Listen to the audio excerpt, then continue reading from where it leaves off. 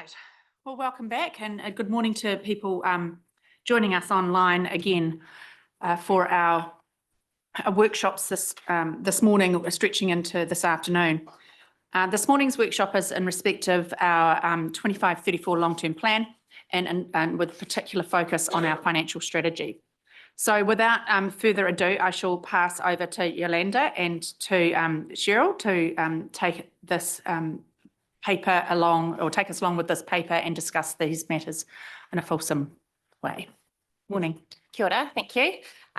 So really, we've just got a presentation to work through with you. So this is our purpose of the workshop today is to really start to shape the financial strategy for the 24 to 35 LTP. It is a big picture kind of strategic discussion, so we're not really wanting to get into project detail at this workshop. There will be time for us to kind of do that a bit later on in the process. But really it's our opportunity to kind of share with you where we're at in terms of our starting point for the long-term plan and our budget, some of the issues and risks that we've got around that, how we've got to this point in terms of a comparison to our last LTP, and then talk through some of the levers that we've got available to adjust our settings, I guess, for this LTP. And what we're wanting to know from you is have a bit of an initial discussion on what our overarching approach to this financial strategy could be, given the significant challenges that we're going to outline to you today. And then some direction or guidance on what options and levers we need to consider as a next step through this process. We don't have much time, so happy for you to ask questions, as we go, but we will need to kind of keep pushing through. So a bit of a plan on a page, but it seems to be bigger than this page in terms of what we're going to take you through. So if you kind of go where the big red arrow is, that's our starting point, and we call that LTP budget version 1. And Yolanda's going to give you a bit of an overview of what that is, what we've done to get to that point, and what that kind of looks like in terms of indicative rates and debt. And then we're going to move across and start to talk about some independent guidance that we've received on our financial approach and why we've got that guidance and what that might mean. And that's essentially lever 1 of all these levers that we've got in purple and green down the right-hand side of the presentation. Those are all the kind of things that can start to influence the approach that we take in our LTP. So we're going to spend most of the time in the purple and then kind of touch on the green boxes as we go through the presentation. And then across the bottom is community affordability. So we're recognising that this is a massive big issue for all communities in New Zealand at the moment. But it's kind of how do we understand the decisions that we make and the impact that that has on our community. So I'll just hand over to Yolanda to take you through our starting point. Thank you. So our last enhanced annual plan 24-25 has had the highest rates increase that we've seen in the last 15 years. Our LTP budget version 1, where we started off, is basically where we ended with the 24-34 LTP, plus some items under review that we'll just step through. All of this was prepared in the context of a cost of living crisis in our community, significant cost increases, high inflation, supply chain issues, etc. This budget still uses the inflation and interest rates assumption that we had in the previous, the draft 2024 LTP. We will update that and disclose the impact of that at a later stage. We are expecting an updated Infometrics report towards the end of the month, and then the interest rates will also update. We do recognise that Waipa has had a history of relatively low rates increases and low debt. Much of our debt increase and the peaks when you compare the current plan to 21-31 LTP relates to changes in project timing, extraordinary inflationary increases in project costs, especially in the building and civil construction sector, as well as high land costs, as well as a realised and projected reduction in DC revenue across the period. The indicative rates tables and debt graphs that we'll step through in a minute is not our draft or final picture. Further work is required to get to our final draft position before Christmas. Yeah. Yep. So we have gone through significant effort to reduce the budget to get to this point. Further project changes will be discussed on the 10th of September at the workshop. The budget does exclude community projects, Te Arawai, Cambridge Library, the Cambridge Town Hall, and the Te Amutu Pirongia Cycleway project. We did work some renewal catch-up in the later years in the budget. However, noting there is still that backlog that was discussed in the June workshop. We've reforecasted development contribution revenue and growth projects, taking the market conditions, growth predictions, and what's occurring or expected on the ground into account. Our growth infrastructure is an upfront enabling investment with a slow and steady return on the investment that is susceptible to factors outside of our control. The investments in this budget was reduced where possible, and in some cases we stopped the investment where there was little or no uptake for growth in the area, or where there was a risk in the potential for collecting the development contributions. The next couple of graphs is just to set the scene or provide some context. So this first graph is just showing the movement in the average interest rate, as well as the LGCI from 2021 to where we are now, 2024-25, and then what we have as projections for 34 until 34. The next slide is a slide from an Infometrics report that just outlines the level of cost increases we've seen in the civil construction and building areas from December 2020 to December 2023. This graph is just, it illustrates one, efficiency within the organization. If you look at the trend line between the increase in our cash operating costs, that's the blue bars and the blue line, compared to our rates in historic rates increases, showing that we try and do more with what we have, and we, over the last 10 years, we have tried to keep rates at a low level. To you, Madam Chair. Yes, Claire. Just that graph, it's got LGCI in the heading, but nowhere on that graph have we got an idea of LGCI and for each individual year, because we don't have anything to compare council's blue bars with. I mean, isn't that the point you're trying to make, that even though our blue bars are getting higher, it's totally in line with the LGCI? Like, I just thought that was missing, and that I'd struggled to understand that graph.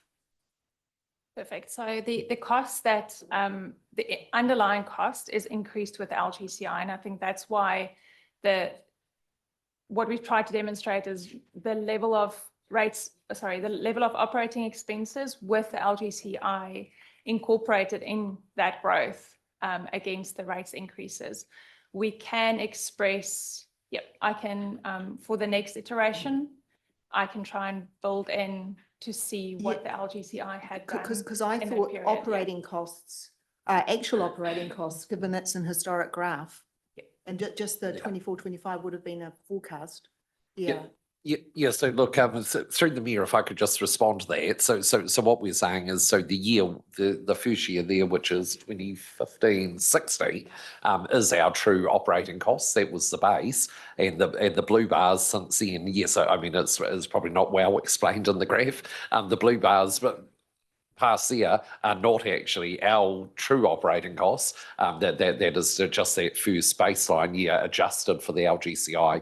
So what we're trying to demonstrate there is that the profile of our rates increases is much lesser. I mean, it's quite distinct, quite marked there, much lesser than what it would have been if we had if we had actually if we had actually continued with the operating cost trajectory that LGCI suggests it would have been.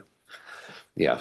So, so in other words, so, we have been cost effective here. We've been cost effective. We've been subject to inflationary pressures, and we've managed to dampen down our rates increases accordingly. Yeah, I'd really like it reworked because one, rates cover more than simply operations, you know, True. and it'd be helpful to know each year what that LGCI was, and then that blue line would actually show actual operating costs, you know, like not a projection from 2015 to 16 based on the LGCI, because we've no idea if Waipa is actually above, below, or right on. I've no idea. Yeah, I'm not convinced, I'm sorry. Mike Pettit. Thank you, through the Mayor. Hey, just off the back of that, so 4 things we said were left out, and do we know them off the top of our heads? So one was Te Arawai. So I'm just trying to, in my mind, that was 34 mil. Now, not all that was ours, so just like some context around that. The other one was the Cambridge Library, which I remember seeing 20 mil, but I saw 7.2 mil. So the community wish might have been 20, and the town hall, 20 mil asked for. So just off the top of your head, do you know, or can we just work out while we're discussing this, what those 4 projects total? That's my first question. You have to do it right now, but if we can just get it. Could we just keep Yep, going through the yep. presentation, and we'll do that in the background and come back to you in this Great, workshop? Perfect. Yeah, so you're just wanting to know the kind of total project costs in terms of council's costs of Yep, each of those projects, yeah. Yep. And then the other thing is, by having those out, if we go back to that slide that Claire was just interrogating. So, no, the one with the graph, yeah, that there. So of course, those 4 big capital items are not part of that. Would that be correct? No, they wouldn't have been in 2015, 16, so Yeah. no. Yeah, all right, because there's obviously going to be, if any of these come back into the LTP, I'm just putting in the back of my mind, there's going to be increased operational costs. All right, thank you. And I was just going to touch on the 10th of September, we've also got a more project-specific workshop where you can kind of get a bit more information out of each of those projects and understand what's in and what's out and what the implications would be of moving things around. So, yeah. So the next slide is just based on LTP budget version 1, the indicative rates increases that we're looking at. It shows that there's higher increases in year 1 and 2 of the plan, with the majority of that being in waters. Just noting that from year 6 to 9, the rate requirement, it's low or negative. That is superficial. It just means that the underlying cost hadn't been adjusted for growth and inflation appropriately. So that's. Next slide is our debt profile against our debt limit. Our debt limit is the debt covenant from the LGFA of 2.8 times revenue. This shows that it won't be met until year 9 of our long-term plan. Therefore, this is deemed an unworkable position in the short term and not a sustainable position in the longer term. What this means is if we don't meet our debt covenant, we will not be able to borrow from LGFA, which will impact our cost of debt. It is assessed on whole of council. It will have credit rating impacts, and the pricing of our water and wastewater, our biggest issue, as the next graph will demonstrate. So again, the dark orange is the debt limit, the debt profile against the yellow, the debt limit for the 2 waters activity at a debt to revenue ratio of 2.8. Mike Pettit. Sorry. And I guess this is what the government, sorry, through the Mayor, this is what the government is looking at in terms of increasing those debt ratio levels. So I understand what's there, but I guess as long as people understand, as was written in here, that these are looking to be elevated quite significantly. So that's when we talked about levers at the start, that's one of the levers that we want to explore in this workshop. To that point, I just want to quote Peter Nuns from the conference the other day. He said, "You can't debt your way out of a revenue problem." Just saying. Okay, so where to from here? So remember, we've looked at what our starting point is, what we've called LTP budget version 1. And a lot of that's based on where we got to with our last LTP. We do need a change to our current financial approach because it is unworkable, particularly around the debt to revenue covenants. And it's not sustainable in the long term for our council and for our community. But we're not alone. We're one of many councils that are facing these challenges, particularly growth councils. And we do need to look at new ways of doing things and future-proof what our financial approach is. So we have sought some independent financial advice to assist with identifying some of the options that we might look at to achieve a more sustainable financial approach in the longer term. This helped us to analyse some key factors that have got us to this point, because it's not just about here and now, it's about the journey that we've gone to get to this point and some of the decisions that we've made along that journey. And what kind of key strategies we might have available to start to kind of right the ship going forward. So the strategies that we're talking about today in combination with other levers will help shape what our financial strategy looks like for this LTP. So if we go back to that diagram that I showed you at the start, we're now moving our way across to this middle point, which is talking about that independent guidance. And really those first two purple boxes, which are financial levers 1 and financial levers 2. And those are the levers that we're recommending that we apply to this long-term plan. So Yolanda's going to go through and give you a bit more detail on what those levers look like and what the implications are of those levers. But just keep that in the back of your mind that we're kind of recommending that these are levers that we apply to our financial strategy for this LTP. So the independent advice had 4 key themes coming through. 1, we need to ensure that we have a long-term focus when working on the LTP. What he said was it's not 9 one-year plans, it's 1 9-year plan, and that's what you base your budgets on. Predictability of rate increases is needed for the community. So our ratepayers want predictability. An average rates increase over the longer period rather than fluctuating rates increases will give predictability. Equally, applying an average growth rate for our rates requirement after growth across the period means more consistent rates increases. Then rates should be set to fund the balance sheet. The amount of revenue that we have been collecting does not adequately fund our services and activities, particularly in the water and wastewater space. We need to refocus and determine what level of revenue is needed to sustain the balance sheet. The 4th theme is that 2 waters, water and wastewater, is the main contributor. The true cost of the activity has grown year on year due to a combination of factors, including inflation, interest rates, compliance costs, and higher depreciation values. Our historic revenue levels have been kept low with the use of our reserves in recent years, and fixing the pricing deficit fast, so in the earlier years of the plan, maximizes the compounding effect this will have on our debt, as additional revenue will be used to pay down council debt. It's clear.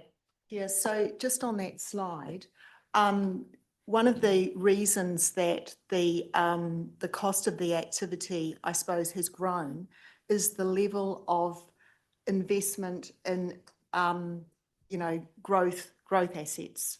Okay, so this is like water and wastewater pipes and pump stations and wastewater treatment plants that aren't used by by residents at the moment, and will only be used when, the majority, when growth cells, are developed and people move in, and start living there. So it was never intended to rate for the servicing of that debt from ratepayers. It was a policy called Growth Pays for Growth. And I'm unsure whether or not you're suggesting we abandon that, because we haven't been given a breakdown of what has been the operating cost increases that we haven't rated for that we should have, compared to the impacts of having to service really significant levels of debt for future growth sales or growth, So I would really appreciate that. And part of that would be I also itemising the renewals that you're wanting to catch up on and which year that would be happening in those 9 years covering the LTP. I'd just like to make a suggestion. Other LTP workshops we've had a parking lot where people that have asked questions that they get recorded on a whiteboard and then photographed at the end so that we know that they've been captured and going to be acted on. Because I did raise that at a previous workshop and I'm not sure actually if a number of the things that I raised have actually been picked up. So it would give me a lot of comfort if we had a parking lot and we know that it's going to be accepted and acted on. Thanks. Yeah, so I have a parking lot right in front of me, but we can bring the whiteboard out and write it up so that you can see exactly what we're committing to bring back to you. Yeah. With regards to the question on growth pays for growth, we do step through that at a later stage in the presentation. If we don't answer your question, we can pick it up from there. You also, the other comment was, the renewals. We can bring that back at the next, we start putting it back in year 6 to 9. And that's why if you look at the Two Waters debt profile, the debt actually goes up. Yeah. Right. So, so the next lever 2 is the potential for a bespoke covenant. So we borrow from the LGFA. Currently, it's at 2.8 times revenue or 280% of revenue. The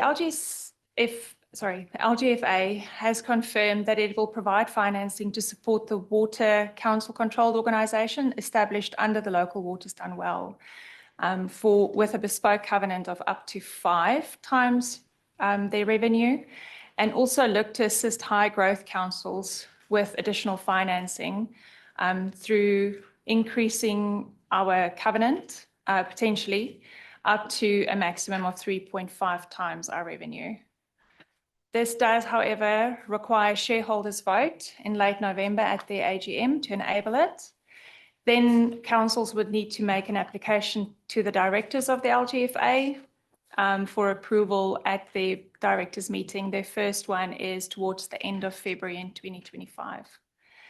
This bespoke limit increase will give us debt headroom and enable us to carry our growth debt without breaching limits until the DC revenue starts coming in.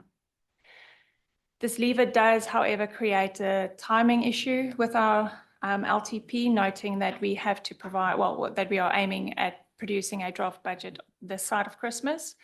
So for our planning, we'll assume a 3.5 times revenue bespoke covenant until we have confirmation of this as an alternative option. We will need to run 2 budget scenarios. The other one will have to run on a 2.8 times debt to revenue covenant. So what this means for our indicative rates increases, again, year 1 and 2 higher than the, sorry, Yolanda, can I just interrupt you there, Mike?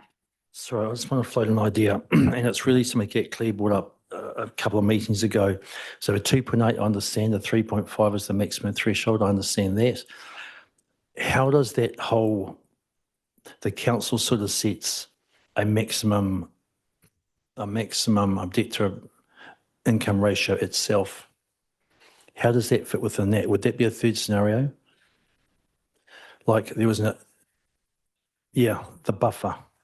So, I mean, personally, I'd feel more comfortable with a third option as well, but we'd have to agree on that option, not today, but of not 3.5, hopefully not 2.8, but somewhere where this council will not just spend every dollar, not this council, future councils won't spend every dollar. So we increase debt here and in the waters, because ultimately the residents pay for it.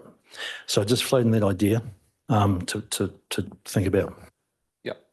Ken? Yeah. So, good point, councillor. So, look, we will have to be really clear in our financial strategy in regard to what where we're setting our debt limit.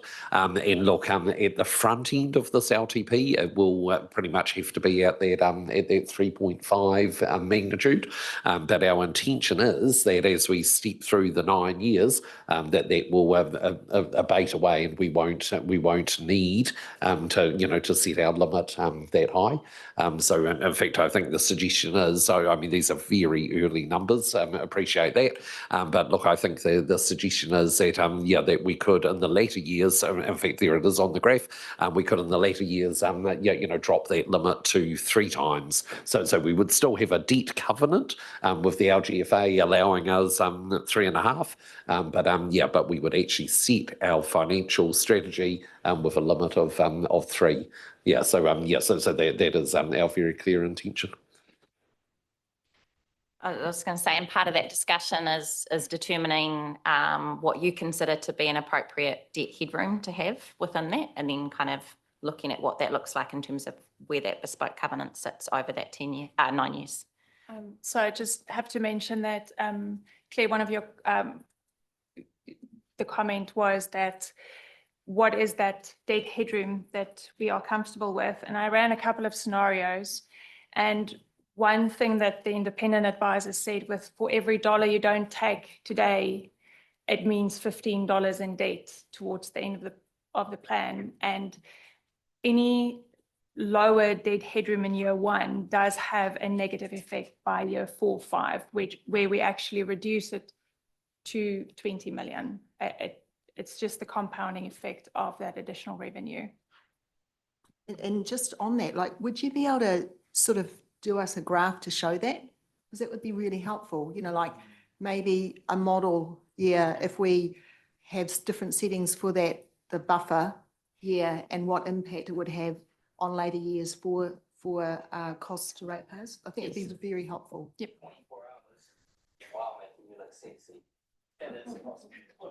Sorry. Roger.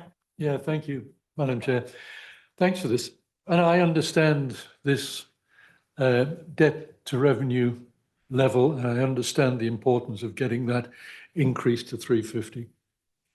But I'm just going to speak on behalf of a group of our community that actually found our current rates increase of 15% quite considerable and quite a pressure on them.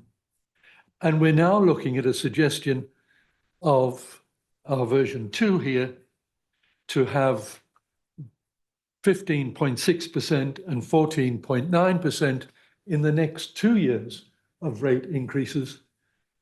And if you look over the 3 years, that's kind of a 50% increase in the rates imposition.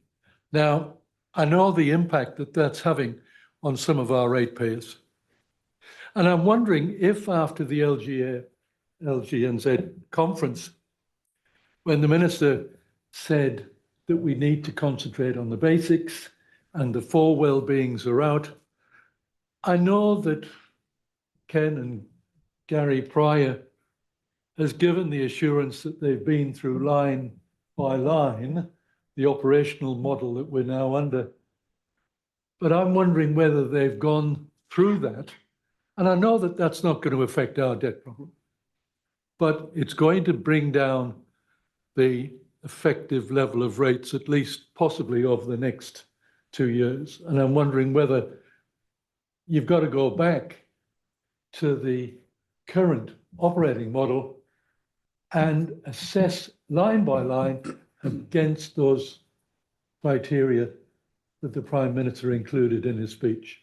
Because I don't think that we can go out to our community with 3 successive years of 15%, 15%, and basically 15% of rates increases. Ken, are you minded to respond to that? And then I think Mike Pettit wishes to add something. Okay, so look, there is a bunch of things driving those increases, and I have said in this chamber before numerous times that when you look across local government with the LTPs that have been adopted this year, because bearing in mind multiple councils did adopt LTPs in June of this year with a whole 10-year picture. Look, it was not unusual. In fact, it was pretty commonplace for a profile very similar to what you see there, particularly if we were to insert our 14.8% of our current year. So councils throughout this country were faced with we're faced with adopting LTPs with double-digit rates increases in the first 3 years. That was very common. I mean the big factors there were things like interest rates, inflation, and Yolanda did show you those graphs a few minutes ago. That is kind of what's driven that. We are not much different. Ours is perhaps exaggerated, like some of our colleagues, some high growth councils.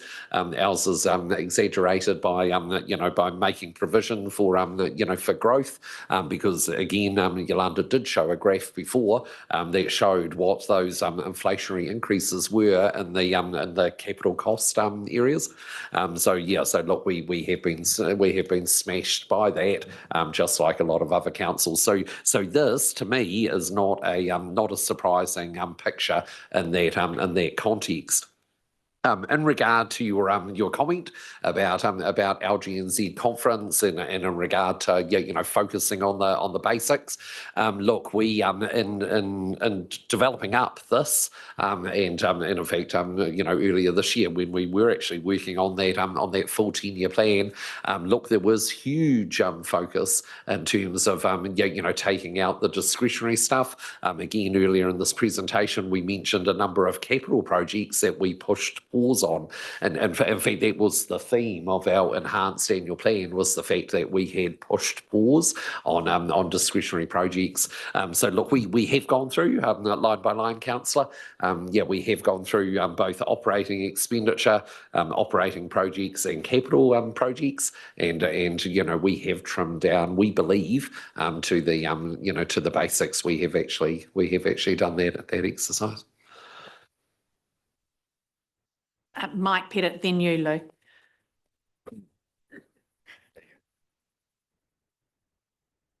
So just quickly to answer the question that was put up about the rates, if you go back and have a look at Infometrics, and they explain what has actually happened in the last 3 years, and we'll have a look at some of the accumulative costs that we've seen in the last 2 or 3 years. Transport, 22%, all right? With civil construction, 21%. We've seen capital goods and price index up 16%. We're seeing things like bridges that has increased 34%. These are capital costs we can't do anything about. That was the last government that's done that. To lower rates, we either have to bite the cherry now and recover all that, or otherwise we have to transfer it right along. And in doing that, are going to have a major infrastructure deficit, which will continue to cost us over the next 8 to 10 years. Now, I believe that we have to accept that this is something from management that occurred in that period of time. And we have to accept that we weren't the drivers of this. It was government policy at that time that has created this issue. So we either take the bullet and take the higher rates and get ourselves into a reasonable position or not. Lou and Ken, I can accept what you're saying in terms of capital costs. I wasn't going to raise this, but if we go back and look at the nice to haves against the must haves that we're currently involved in, my perception is that we've got a budget of well over $1 million a year on the Te Awamutu Museum. Is that necessary? I mean, I know we've got taonga that are there, but there's Waikato Museum that maybe could house that. Do we need, is that a nice to have or is it a must have?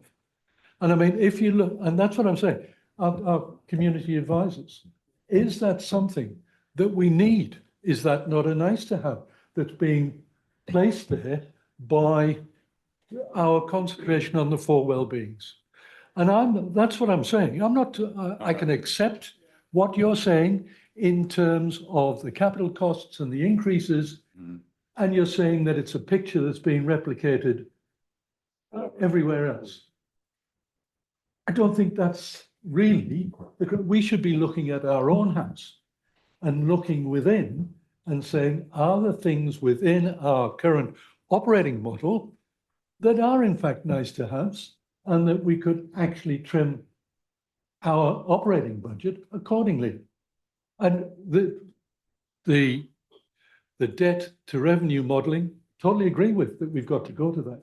But I'm just saying, could we not go back and have a look within under those new criteria?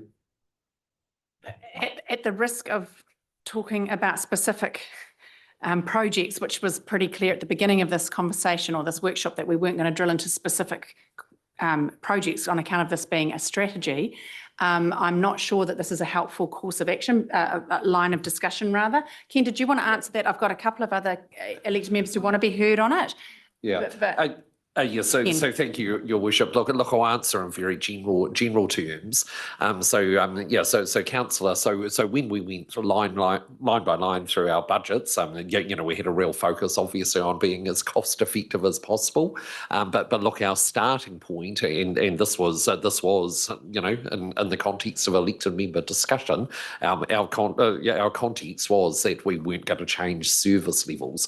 So the very the very example that you have given, well, I believe it was the Te Awamutu Museum, it was that we would, obviously continue to offer the same service levels at the Te Awamutu Museum. We weren't going to close the doors, but we were going to do that as cost effectively as possible. And we've adopted that approach right across council. And like I say, that has been informed by discussions in this chamber. yeah, thanks, Ken. Mike, did you have anything to add to that? I do. You don't want to eat the frog and be surrounded by bloody cane toads. The other thing is last year when we started going through the LTP and we had the OPEX and the CAPEX and there was hundreds of lines. The staff went through that, but so did we. Now, I think we culled a forest about a year ago. Now, much of it would have gone overseas, but I know you would have used up quite a bit of it because you had the A3 sheets to make it easier to read. So I'm very happy that the staff to date and us as councillors have had the information, and we did, as Christopher Luxton, go through line for line.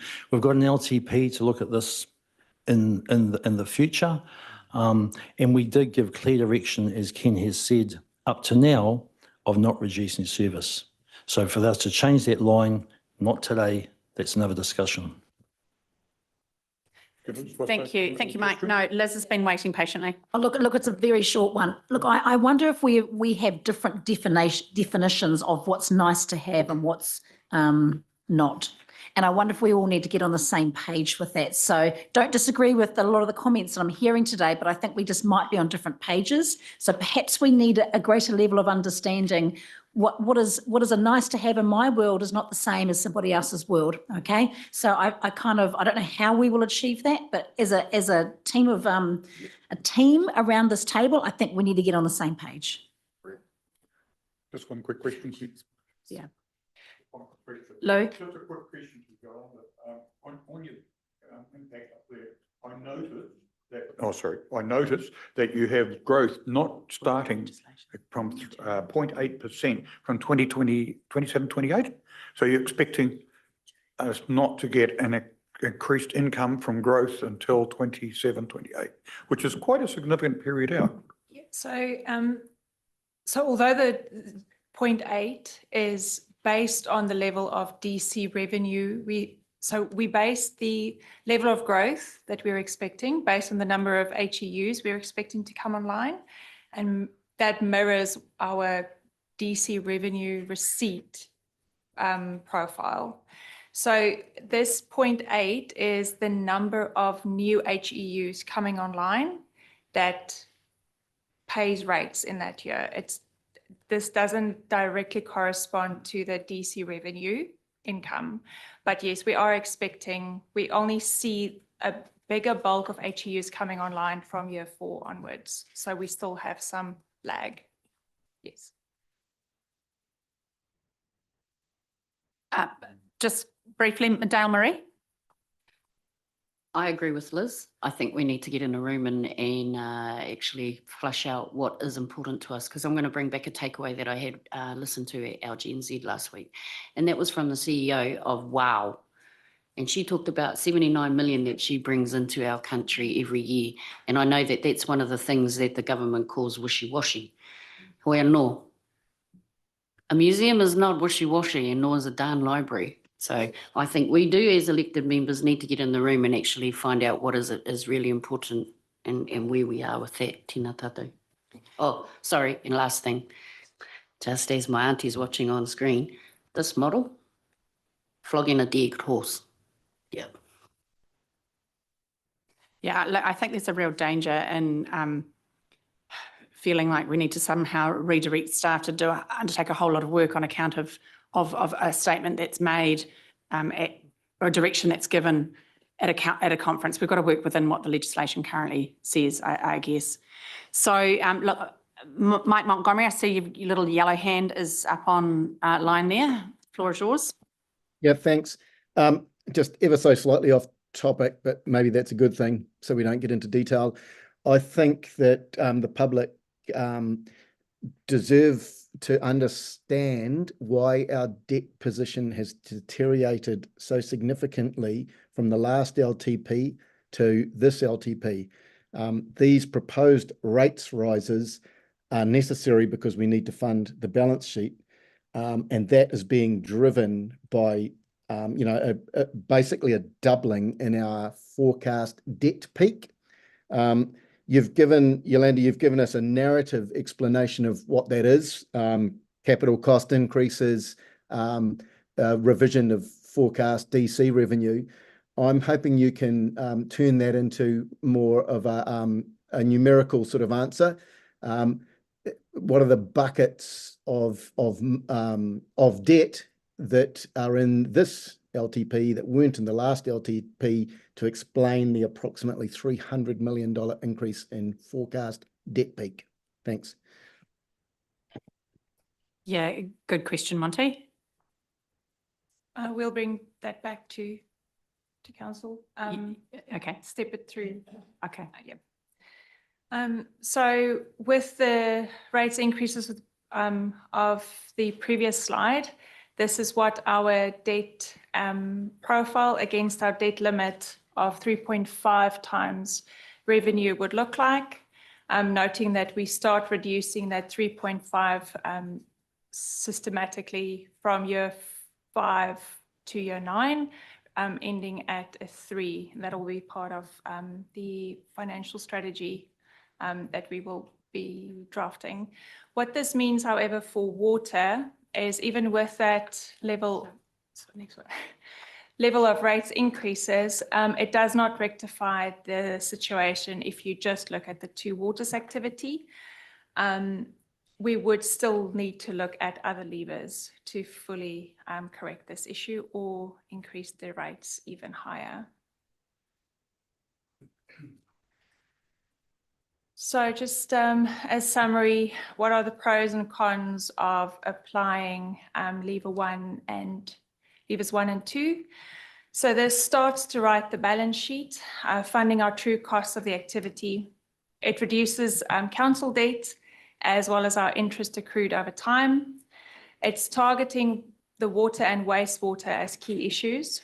It sets the 2 waters activity up to comply with a bespoke covenant under a separate entity, and I'll just step through in more detail in the next slide on that. It improves predictability of rates increases over the longer term.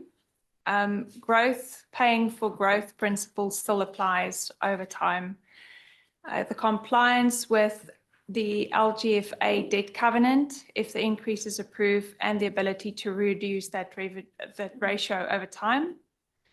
We have debt headroom available to fund unexpected financial needs, and community affordability thresholds are not breached based on median income. We'll step through that in a minute as well. The cons of this, of applying levers 1 and 2 is high rates increases in year 1 and 2. There is still a shortfall in funding for water and wastewater in year 1. And timing is an issue with the confirmation of a bespoke covenant. And our approach, if this is not approved, will mean significant rates increases will be required. Fair. Yeah, thanks, Yolanda. So where I'm struggling to understand is how growth paying for growth principle still applies. For instance, I imagine that in those first 2 or 3 years, a large proportion of that increase is dedicated to funding the repayments for growth debt that previously would have been paid for by developers through development contributions and now is funded by ratepayers. And missing from this conversation, a fairness thing. So what are we doing to developers to encourage them to get those sections on the market? At the moment, nothing. So they are free to keep their prices as high as possible to maximise their return, and yet we're expecting ratepayers to swallow, 10, 15% rates increases. Like, I'm really struggling with the fairness of that, and I think we need to have to demonstrate what levers that we're able to apply to developers to ensure that they're able to get that cash flow going from their end. Yeah, but they need cash flow too because they've got debt levels. They've got debt that they've got to manage. So not all of them are going to hold on to it, are they? I haven't had any information apart from your comments. That's all. I think we need some good information to understand that. Tony, have you got something you can add in this with this line of questioning? Thank you, Worship. I think it's just pointing out that you're making the investment and drawdown in those first 3 years. The debt doesn't really come online until those later years, which is when you see the higher growth come through the percentage. If you don't fund it, then you won't receive any of the growth component, and that interest rate keeps going up and the rate increase goes up parallel with that. The way that you're circling it through is through the DC model, right? So the revenue is captured in that 0.8% throughout that process. So that's the debt revenue that we're expecting, the DC revenue to cover off. And all of that debt is covered throughout that entire increase. That's the isolation of the debt that's associated with growth. The fact is that you've also got debt tied to growth plus other percentage projects. So you've got the likes of the Cambridge Wastewater Treatment Plant. You've got 33% of that's growth. 66 is level of service and renewals. That's a $70 million debt profile in your first year. That's over a 30-year drawdown period. So you've got a huge amount of debt that sits on existing level of service and debts as well. So there is isolation that comes through from every project. And that's represented in terms of the growth percentage. It's represented in terms of the DC model revenue, and it's represented in the DC revenue rates as well that they come through. And we'll be presenting that once we've confirmed the budgets. Thank you, Tony. That'd be really great because I need to see the graph with the different colours for the different type of expense that's being serviced by rates or DCs to understand that there is fairness there. Yeah, so that it isn't changing that growth pays for growth, because when I hear about funding our balance sheet where, we've got a massive amount in growth debt, that's the first conclusion I jump to.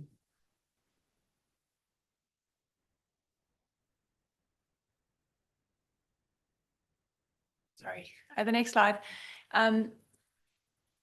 Councillor St Pierre, what we can do, and that's what I base this slide on, is if you take that debt profile of Two Waters and you strip out the DC debt, so then you're just left with your activity debt, what does that look like? And that's what I'm trying to demonstrate here without you seeing a picture. So, right, so what the bespoke covenant of 3.5 times revenue, I've said it earlier, but it allows us to carry that DC debt on our books without having the rates compensating for that debt. And because we are stepping it down from 3.5 to 3, That's also reflecting in the DC revenue profile that we are seeing coming in later years. So this, from what I can see, the growth still pays for growth based on levers 1 and 2 being put together. What in bullet 3, when I remove the DC debt and I'm only left with the two waters against their activity debt, the 30% in year 1 does not adequately cover the level of debt for two waters in year 1. That's why we had to go for an even high, an equally high rates increase in year 2, so that waters carry their own debt. With this, the increase in year 1 and 2, I also modeled if I then take two waters out into a separate CCO type entity with a bespoke covenant of 5, and that's why we say we future-proofed it. So the level of revenue is enough for the two waters activity to be compliant with a bespoke covenant of 5 in a CCO going forward. And again, we've just concentrated on the two waters activity because this is currently where the revenue issue lie. So I can demonstrate that in a next presentation with a picture, so you can see, but that is essentially how we arrived at the level of rates. Yeah, that's really encouraging. Yeah, I'd love to see that, Yolanda. Thank you. And something I raised previously was the large water users we have, which are drinking water users, not wastewater users. Yeah, and just concerned to see, yeah, how that would be managed for them. Yeah.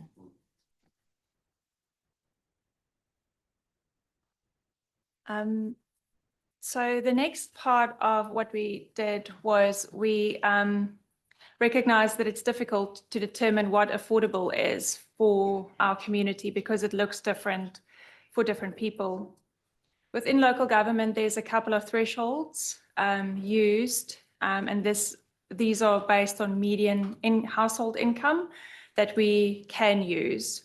Initial work shows that a combination of lever 1 and 2 achieves compliance with these thresholds as shown in the graph in the next slide. We appreciate that this is not a one-size-fits-all approach and that we would need to look at other levers to provide support to those, especially those on fixed income. So on the graph, at the top, so the straight lines, those are either a 2% of median household income or a 5% of median household income. And these are used by the sector as tests for affordability. When we then use our median rates bill, as well as the average water and wastewater bill for Waipa District, that's what our profile would look like against the thresholds. Madam Chair, Yeah. could I just ask about the two waters affordability? Because I did look into this for the item we had early in the morning to do with the both waters done well, because I'm just not sure whether or not that's a general average that covers all users of water compared to average income or household income, because in that report, it said that Waipa was about 1.4 of the cost of our water and wastewater as a measure of how, I think it was actually average income, median income. Yeah, and I live in Pirongia and I've got drinking water from council, but I don't have wastewater. But I'm generally pretty close to the median for rates. And yet I worked out what my water costs were, which was about, I think, $600 or $700 a year for drinking water. And then I added the $950 for the current wastewater charge. And that actually comes out to a lot less than even 1% actually of median household income.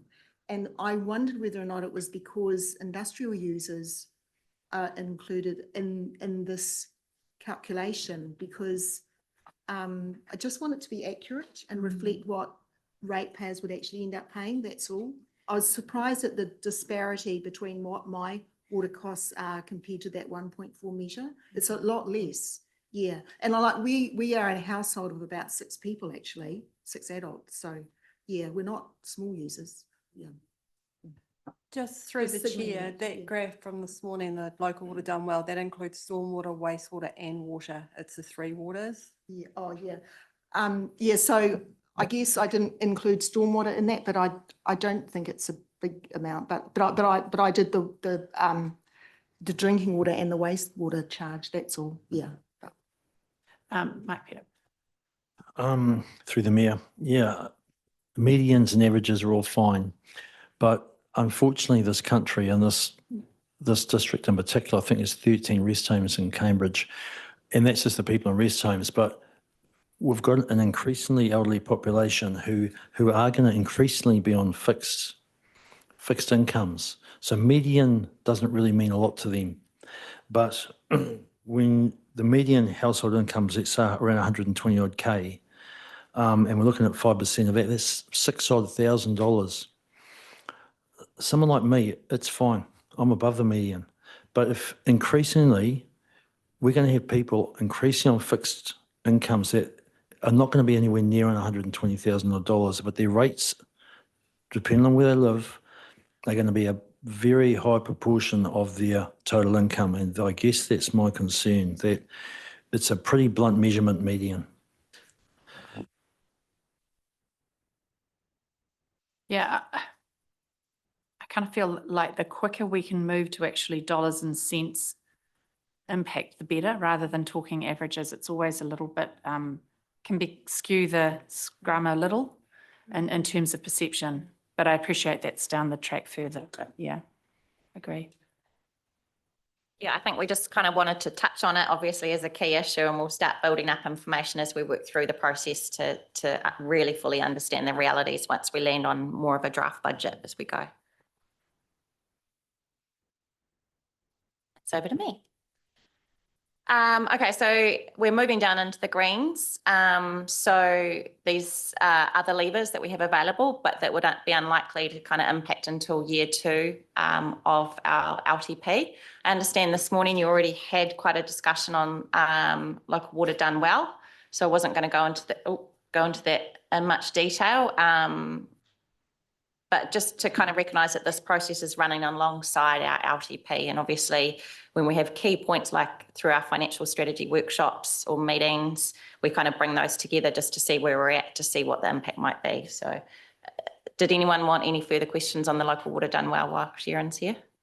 Roger. Yeah, thank you, Madam Chair. Yeah, I'm assuming that when you come back in September with some of those modellings of the feasibilities of the Waikato waters, well done, there'll be some indication of what the rating impact of that will be in terms of what we're talking about now.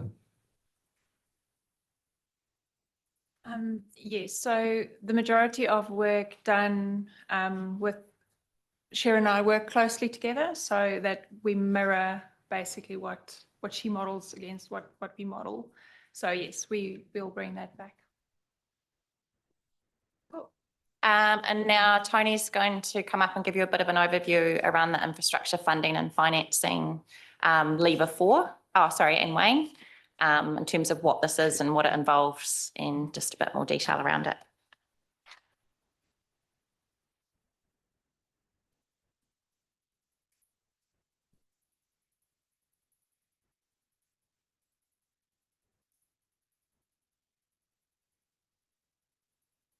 Let's kick off. Tēnā koutou katoa. So prior to Tony just going through the IFF, there's only 4 slides on these. Just wanted to recap on where we've got to in relation to the this IFF mechanism. And as you're aware, we set up a infrastructural financing and funding working group, which was established to explore these special purpose vehicles under the Infrastructural Funding and Financing Act. Now, that's not unfamiliar with us because we looked at this in 2019 when we looked at growth cells. And at that time, it was decided that it just wasn't going to progress because it was too expensive in terms of the levies that were going to impact on the landowners who are purchasing sections and developers. Now, the IFF model is seen by CIP, Crown Infrastructural Partners, as a valid and powerful finance tool. It uses a special purpose vehicle, SPV, to raise off-balance sheet debt on the strength of a levy approved under the IFF Act.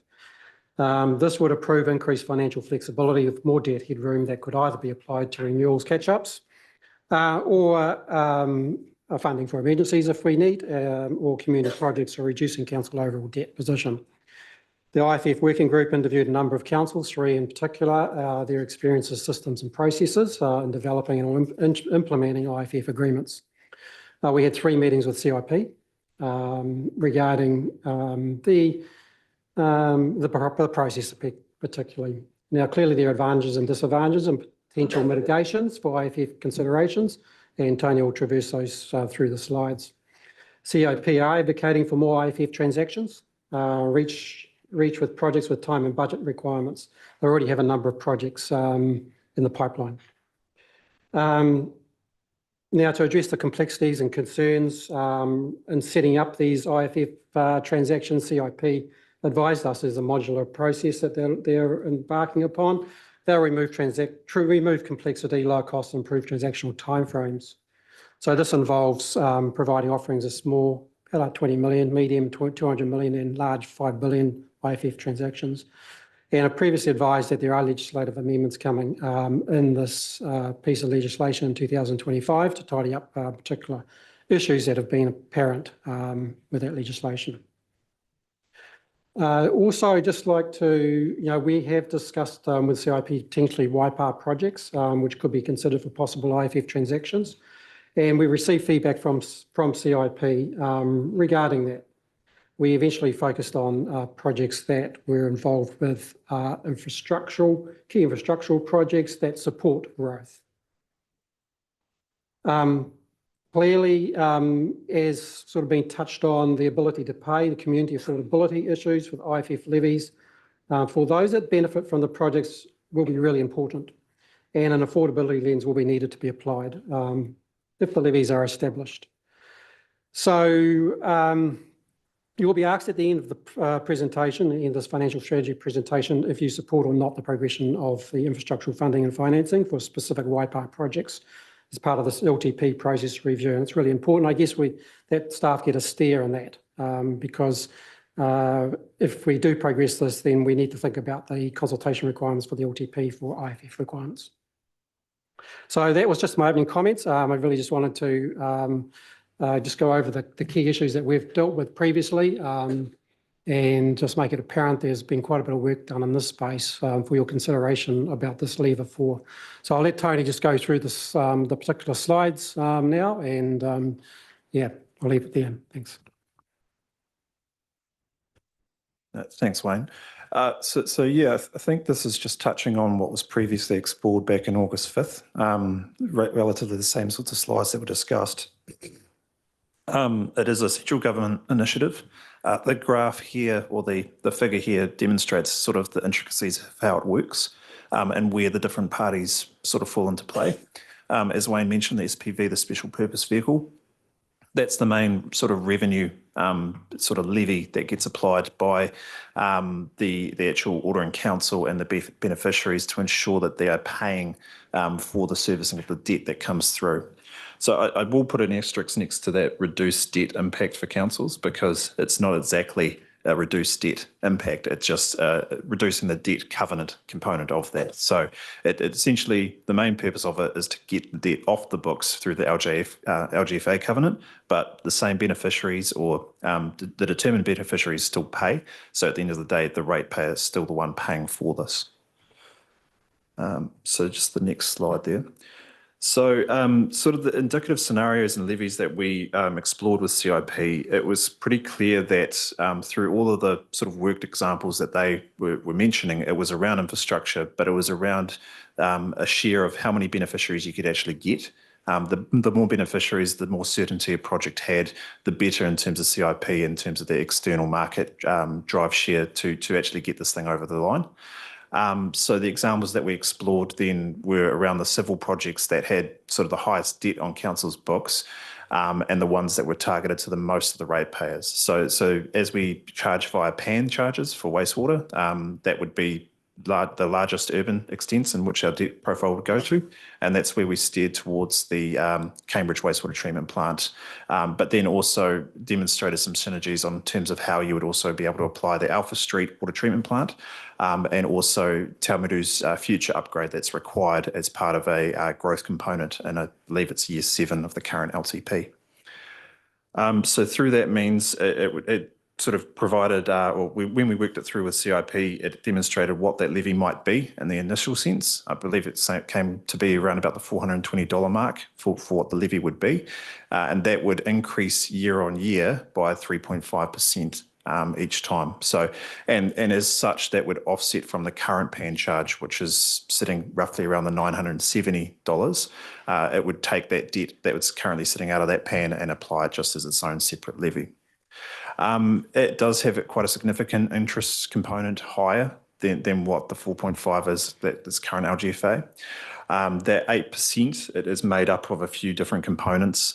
CIP sort of let us know that around about 1.5% of that was the operational cost of recovery. So that's a monitoring arm of the actual SPV to make sure that they're getting a correct amount of levy servicing that whole SPV. The other components were around the management service agreements, an STNA, which is basically a banking fee. And then there were the other components around the debt, the equity, operational expenses, and they weren't perfectly proportionate, but essentially that's what the makeup of that 8% was. And it's just basically how much the external bank retailers would actually supply under these models. So, yeah. Clear. So I just had a question about that earlier. Yeah. So that is any annual reassessment and increase in the levy, which could be, converted to an interest rate, would be on top of that 8%. Correct. Yeah. Yep. So it could actually, like, over the term of the borrowing, which is 30 years, it could end up. I was referring to a finance rate, which is kind of like a constant interest rate that would apply as an easy way to understand it, would possibly be significantly higher than 8%. It does lock you in at that 30-year, but there are review periods, I believe, under that model. So the 8 is meant to give you some certainty on terms of what the upper limits were. But as you say, it does get reviewed when they review their debt servicing. So yeah, it could increase from that. In terms of that worked example with the Cambridge wastewater treatment plants and how that impact would be if it was through an IFF versus what the LGFA current average rate is. Over that return period of 30 years, the debt increase, if you went through an LGFA with an 8% versus the 4.5, it's an extra 70 million in debt that we're servicing through this type of arrangement. So although you're able to get the debt off your books and potentially utilise it for other projects, that extra cost does come through that higher interest rate component.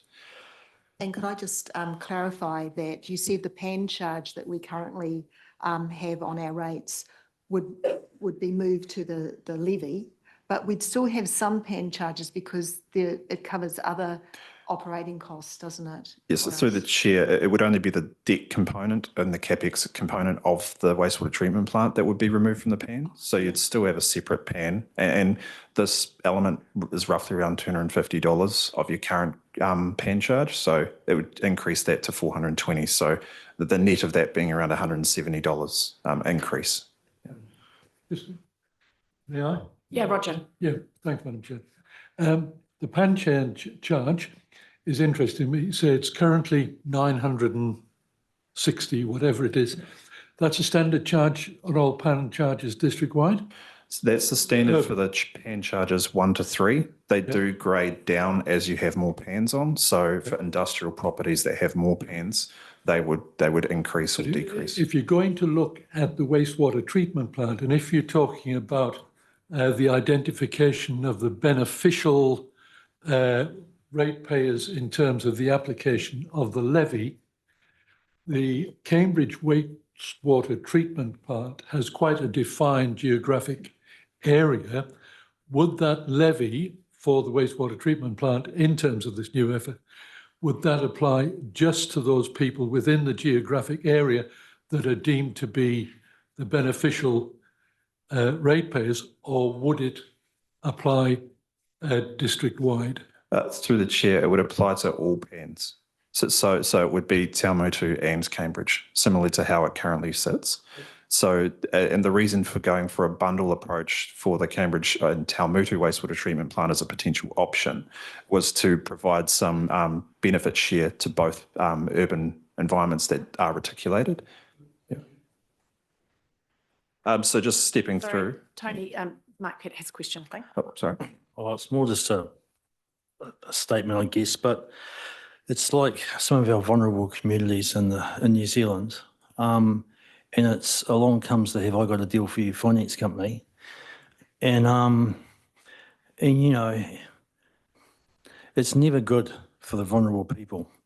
And I understand this is an option, and I understand some councils are using it because they absolutely have to. But I need some real convincing to load up, up to 70 mil, or just between 8% and 4.5 makes no financial sense to me. And there's some wicked benefits, and it was an absolute last resort. So I don't even sit on the fence on this. I just, at this point, don't like it. Thanks, Mark. Yep, I completely take that point. So just the further sort of insights, and Wayne had previously touched on this, is that it is a beneficiary analysis that needs to be undertaken as part of that service debt. There's typically about 7 steps with the IFF, and that would fall under the sort of 3 to 4, where the first initial steps are project proposal and then beneficiary analysis to determine after that.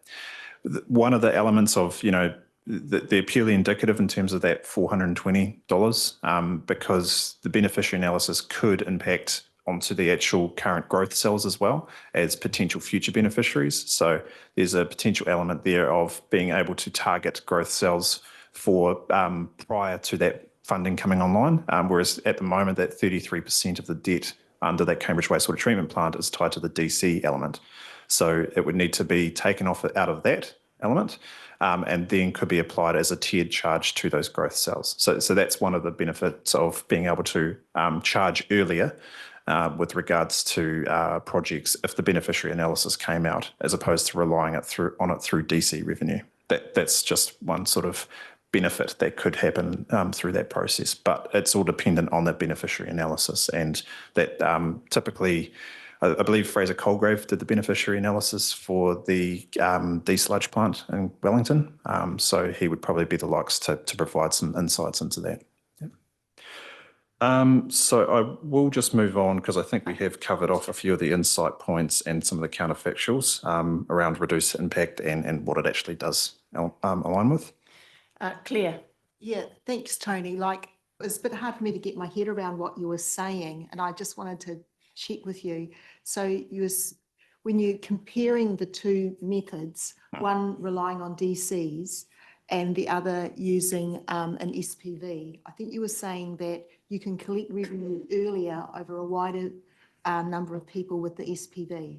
And so over the longer term of the whole project, you'd actually reduce your financing costs. It's more you could recover earlier from potential growth cells instead of relying on the DC model to capture that. Because when you look at where the DC model sits, it's got 33% of the 108 million that services the Cambridge wastewater treatment plant. So instead of that 33 million sitting over DC components of that, it would have to be removed from the DCs, and in doing so as well, extra admin costs to repay the DCs paid. And also in terms of that as well, you could actually have some issues with potential uptake already occurring in growth cells, and they've already paid the cost associated with that in terms of their land value. So there's some real issues that I have in terms of agreements currently coming online, where who do we actually pay that money back to, and how do we legally get that to the right people that have benefited from it?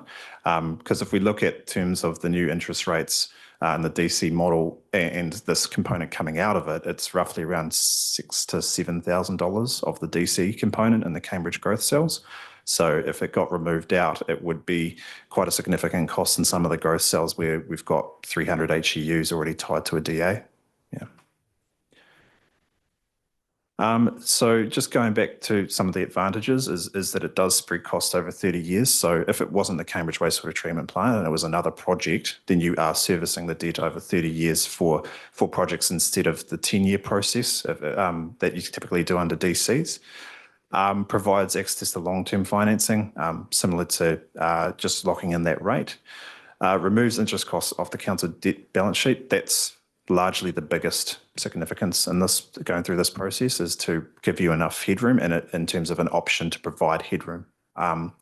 And then the disadvantages are around that complexity of the transaction. They do take a lot of time to get off the ground. And as Wayne mentioned, they are looking at enhanced IFF legislation to make that simpler. And earlier than that, providing a modular approach. But we wouldn't likely see anything in terms of the legislation change until July next year. If there were any modular approaches taken, it was likely we wouldn't see anything in that space until December. And then also the higher costs for smaller deals, and community affordability still being a key aspect that hasn't really been measured through this, as although we're taking one component out of this, there's still a whole other component around renewals and operational expenditure that still needs to come from this. So it's increasing in one aspect, but doesn't necessarily say we'll need to negate in terms of other aspects of increases. And then potential mitigations is around the bundling. So as mentioned with the Cambridge Wastewater Treatment Plant and the Taumutu, it does provide, and the CIP provided graphs on that in terms of what the total levy cost would be. It does lower because you are bundling them in together. Legislative amendments streamlined, as mentioned previously. And yeah, the community ability, it's still something that we need to focus on. Yeah. Roger. Thank you, Madam Chair. Thanks for all that. One thing is, I think you mentioned it at the last presentation, when you borrow against a project, the extent of the borrowing is it. I can't think of a project in the time that I've been associated where we've accurately forecast the cost of a project, and we've always had an overspend, which has been considerable. Under this system, then that overspend falls directly on to the ratepayer. So there is a big risk there. And, you know, I'm just wondering whether that's acceptable in terms of an additional risk of ratepayer cost. Through the chair, that's why the Cambridge Wastewater Treatment Plant was the main suggestion if we proceed. Those costs are locked in. And given the project certainty to date, that's where it comes through. You're exactly right in terms of that's it. The experience from Wellington Water was they had already spent $36 million in terms of the design and getting that project through. They were very certain in terms of what those costs are, but if there are overruns to those or external funding coming out of it, then there's real issues. And Tauranga City are facing that now, where their IFF is tailored towards transportation projects, and the NZTA funding was just cut, and that was a big portion of their 17 projects. Yep. Can I just ask another question on that? In terms of the Cambridge pool, of course, subsequently, although we thought we'd got a finished cost, then there was a case and a legal wrangle over an additional, how many million was it? You know, that we didn't realise that we were going to have to. I'm not sure if that's really, I'm sorry, I'm just going to interrupt you for a minute there. I think that might be subject to confidential discussion. So it's probably inappropriate at this point. No, staff are looking at me saying no, it's. So there is a risk that there could be overrun. But there's always an inherent risk, and it's likely, yeah, the special purpose vehicle would likely increase your contingency budgets. So typical project contingency is 10%. It's likely that if you were to set up a special purpose vehicle, you would bake that into a higher contingency cost to avoid that project overrun. But again, going back to the real worked examples around what TCC is facing at the moment, where their 17 projects bundled in their IFF arrangement were heavily reliant on a NZTA funding, and that has been pulled from the latest government. So that additional funding now will have to be from external. which in turn will be from themselves. Thanks for that. Just one comment. Pretty much picking up on Mike's point, really. Just wanted to make it clear that this IFF mechanism can be used for projects that are not currently within the LTP. So remember those discretionary projects, the Te Arawais, Cambridge Libraries, Cambridge Town Halls. You can use the IFF mechanisms for that, which would impact on your debt headroom if you actually had it in the LTP. So just wanted to make that point. And absolutely right, Roger, the time and budget requirements are a risk. I made that point right from the outset. If there are cost overruns, it has an impact on the ratepayer. Point of clarification there as well. You talked about those discretionary projects, then as it is currently, any borrowing to achieve those would be an additional cost to the ratepayer from what we're projecting now. Yeah, if you put it in the LTP, absolutely. And that's why they're not in the LTP, because it's impacting on your debt headroom. So if you use it, you can use the IFF mechanism for the civic projects. Ideally, the first priority for CIP was infrastructural projects supporting growth, but they also, secondary nature projects can include civic projects, such as the ones I've just talked about. I understand that, but just getting back for clarification on that point. If we did use this technique to fund projects which are not currently in the LTP and hence on which the rates projection is based, then any levy that came from the FF would be a direct increase cost to the ratepayer. Through the chair, correct. It would be a direct increase based on the beneficiary analysis, and that would need to be factored into those thresholds around affordability, depending on the project specificity. Thanks. I'm just a bit mindful of time. I don't mean to sort of curtail discussion on this, but we've sort of jumped ahead and then lagging behind. So if we can just move on, my suggestion is that we hear Tony's piece out and then we end up, we break briefly for lunch and then we come back for the final lever 5 and the wrap up. How does that sound? Good. Well, as you can see on the screen, this is the last slide for IFF. So essentially what if you were to proceed with an IFF application, we recommend the water treatment or the wastewater treatment bundle approach as the most appropriate. We don't feel that the other projects, given the affordability, would be appropriate. And if you went down this pathway, you may want to use debt headroom that you've now achieved in order to do those ones and work through external funding options, etc. So as terms of the part 2, we would just work through the financial strategy to ensure that all other documentation and community consultation was kept sort of in line with what we sort of get the steer on. And we will keep an eye on those legislative briefs to make sure that if there is anything that shows some simplification or any other benefits, that we do present those through.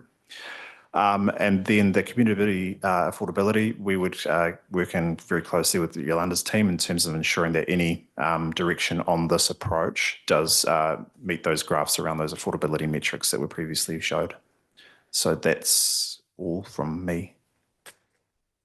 Thanks very much, Tony. Always, yeah, you know so much. You make me feel very stupid. But anyway, Claire.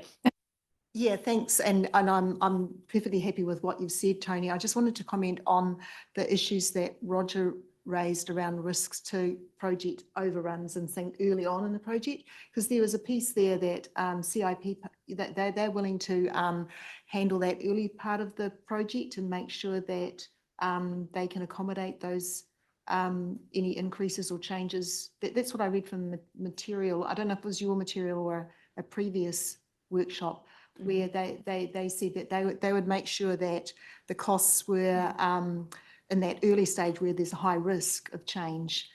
They would look after that and then move it into an SPV set up. So you, through the chair, you could be referencing around the growth cell specific projects. So C4 was a potential growth cell project where CIP would hold the equity over a 10-year period. And so essentially it was more around the uptake of a growth cell where they would hold that equity and then release the charges following that. So that CIP, I believe, provided that sort of context where they were willing to hold the debt over a longer period of time for the initial 10 years and then gradually apply the levy as they saw the uptake occur. Yeah, okay. And then I just wanted to make the point that in your earlier slides, you compared these SPV vehicles to revenue bonds, because that's something that I have been raising around this table. And I don't see them as the same as revenue bonds, and I found a nice definition about that, because the SPV ones are really kind of like a table mortgage that has over a fixed period of time, and it has compounding interest rate increases, 3% all the time. Whereas a revenue bond, the investors receive regular interest payments, but the principal is paid at the time the bond matures. And I'm using as an example the Auckland Harbour Bridge Authority. That's how they funded the Auckland Harbour Bridge, through user tolls. And the comment was made that it helped having that revenue, or that the toll revenue, which was intended to cover the interest payments and eventually the principal, but obviously it built up a little pool during that term, and it enabled them to not only pay back the bondholders, but finance its other debt as well. So there would be benefits in that if it could possibly be used again in New Zealand. It was previously used. It's not available now, but it'd be great if it could be reintroduced. Thanks. Right. We exhausted your slides there, Tony. You're finished.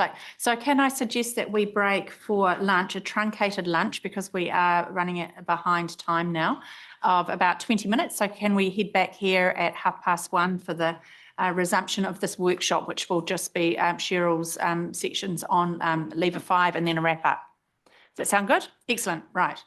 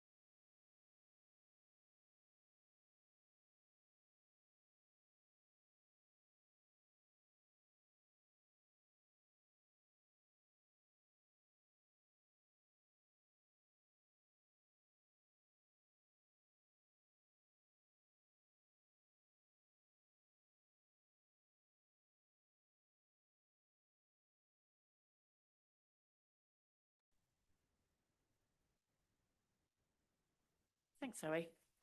Well, welcome back, everybody. Thank you for bearing with us in terms of having a wee break and a breather and a quick bite to eat. Back into our financial strategy workshop, and I shall hand it back to you, Cheryl, to continue with lever 5, as it's known in our books. Or 2. Oh, sorry, Roger. You just asked me and I completely forgot. Yes, you may ask a question of Tony. Yeah, I tell you, I'm a goldfish these days. IFF and the real understanding of principal, interest and levy. My understanding, and just correct me if this is right or wrong, is we have a principal, which is the amount that we borrow. We borrow that at an interest rate, which is 8%, which is 8% for the term of the loan. The levy is actually, if you like, our mortgage repayment, that we collect the levies, and that goes against principal and interest. And it's the levy that goes up by 3.5% per year. So it's like in terms of a mortgage, your first couple of years, you pay interest only, and then you start paying a bit back on the principal. But the levy is not related to interest. And the interest and the principal remain the same for the extent of the loan. Through the chair, correct, yes. And I suppose that's built into the special purpose vehicle around what elements constitute the levy, but it does incorporate all components of the interest and the initial capex. Yeah. A good example of that was discussions with Wellington City. Their levy started at 25% and over 4 years worked up to the 100% levy cost. And that was based on the drawdown of the cost as they were coming through the levy years. Yeah. And with the project being finished after 4 years, the incremental stage of the levy was applied. Good. Thank you. Thank you. Cheers, Roger. Cool. Okay, I'm just so lever 5 is really looking at a range of other potential revenue options, perhaps things that wouldn't make too much of an impact on a budget, but would have some impact. I'm just going to take this as read. There's a few different things that we've looked at that have often been raised by elected members in these workshops. But happy to take any questions about those, and or if there's any other things that elected members are wanting us to investigate further, if you could let us know, that would be great. Claire. Yes, thank you. Yeah, so I'm the one that's raised the visitor levy thing previously. And I just want to have it on record that I'm not proposing a bed tax. I see a levy which would be, I suppose, arranged with accommodation providers if they wish to, or through their platforms, you know, like, for instance, Airbnb. And I don't see it as a tax. I feel that staff are really keen on taxes because I guess it gives them surety and they've got the power to impose taxes. But yeah, the suggestion that I was making was didn't have the same kind of coercive power as a tax, I guess. And so I was hoping it would be find more acceptability in the community. It'd be great if it could be progressed, but it would, I think you'd need to be working with accommodation platform providers like Airbnb or Booking.com. I don't think Booking.com are very receptive to it, actually. But the second point I'd like to make is that I do feel it's really important for us to consider alternative funding streams, because I get the feeling that the sustainability of the rates increases that we're looking at, yeah, it's bad news. And yeah, I struggle with those increases that we're considering at the moment. And I think that as an organisation, we have to maintain that discipline of looking for alternatives. I do have an alternative to put forward that I haven't put forward before. And it has arisen through my involvement with ecological restoration projects, because we were looking for some assistance through university research on what might be sustainable funding streams for us. And the lens I'm applying is that I'm looking for flows in our community that are treated as waste or are costing money to dispose of or manage, that could be turned into ways to earn money. So what I'm suggesting is called biochar, which is produced from waste vegetation or tree trimmings. And I think you would be aware that there's quite a scope. The scale of it could be quite large because, for instance, the ecological corridor project that I'm involved with, it spans between Mangatautari and Pirongia, and it involves clearing out willows and other pest trees and things like that. And we also have Mangatautari who, with their kakapo, they need to trim 40 kilometres of their fence line 3 times a year. So biochar sells for about $1,000 a tonne. And it's a kind of a special kind of carbon that doesn't disintegrate. And it's used to improve soils. So you'd there's an established market already for farmers and other pastoral users, I guess. But it's also available for environmental remediation and reducing pollutants in water. So it might be applications with our wastewater treatment plant or with other large water users that are wanting to improve the potability of their sort of processed water. And it's also has a market for pharmaceuticals and also sports fields, I think. Yeah, stuff like that. Yeah, we might be able to find a partner, someone else in our district who also has a lot of waste vegetation. It's best used in these processes if it's chipped first. And I do know that just south to us, we have a mayor who's passionate about biochar and has a working example and would be very happy for, sharing the learnings that he's got as well. So if you're willing to consider it, I do have connections with Australian universities who are willing to do free research, because I appreciate that this is a concept. It would need a lot of work to make, how would it work? Would it be able to be done profitably and stuff like that? So there are universities that have business students that like to work on real life examples, especially ones that have a sustainable impact or, for instance, innovations, particularly like the new technologies or I guess like sustainability, renewables, things like that. Yeah, so there might be an opportunity to get them to do some work to help us with it, which again would be free. Yeah, and so I think it's worth putting on the table. Go. I think just, I guess, from my perspective in terms of the financial strategy, the key thing I think that we need to reflect in that strategy is what you said at the start, which is around maintaining that discipline of always looking at alternative revenue sources. But I think from that, it's also kind of recognising that there's other benefits that we can get, perhaps that align really well with our strategic priorities from doing that. So it's almost kind of recognising in our strategy that that's a key thing that we need to be focusing on, and that should happen regardless of whether or not we've got a whole lot of financial pressure. So I'm going to kind of comment on that from that level, and I think perhaps that what you talked about is a takeaway for staff to kind of look at further. You happy with that? Yeah.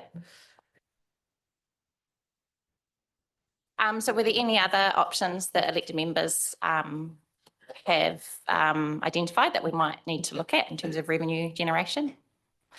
Putting it back. Oh, okay.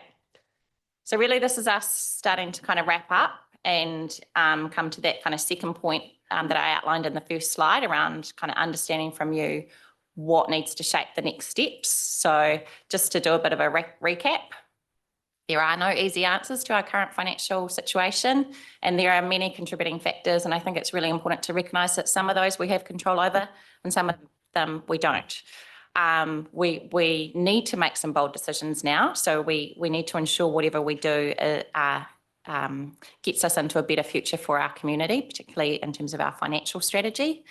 We're recommending that the combination of levers 1, which was the independent guidance, and levers 2, which was around the bespoke covenant, are the best option to take us forward in this LTP, but we do recognise that there are some risks with those. We've outlined that our biggest issue is around our two waters, water and wastewater, in terms of funding the true cost of those activities.